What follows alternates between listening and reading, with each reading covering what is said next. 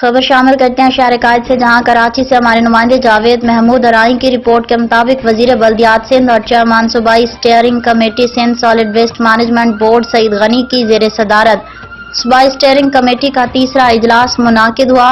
Steering committee نے اجلاس میں اہم فیصلے کیے۔ اجلاس میں ضلع ملیر غربی اور کیماڑی میں صفائی ستھرائی کے مد میں بلوں کی ادائیگی ڈالر کے بجائے پاکستانی روپیوں میں کرنے کی منظوری دی گئی۔ نئے معاہدے سے ضلع ملیر میں 25% اور ضلع غربی اور کیماڑی میں 28% بچت ہوگی۔ ضلع ملیر غربی اور کیماڑی کے معاہدے میں 3 سال کی توسیع کی منظوری بھی دی گئی۔ معاہدے کے مطابق صفائی ستھرائی کا کام زیادہ مؤثر اور بہتر انداز سے انجام دیا جا سکے گا۔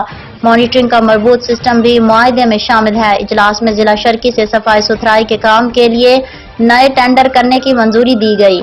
SSWMBA کے اپنے ذرائع آمدنی سے اخراجات کے لیے صنعتی علاقوں، کمرشل ایریاز اور گھروں سے کچرا اٹھانے کی فیس مختص کرنے کے لیے تمام ٹاؤن میونسپل کارپوریشن کے مشاورت لینے کی تجویز پیش کی گئی ہے۔ ضلع شہید بے نظیر آباد اور میرپور خاص کے تشخیص اور تجزیاتی رپورٹ تیار کرنے کے لیے منظوری دی گئی۔ سکھر اور حیدرآباد کے لینڈ فل سائٹ کی دیکھ بھال کا کام بھی متعلقہ صفائی کروانے والی کمپنی کو سنبھالنے کی منظوری دی گئی۔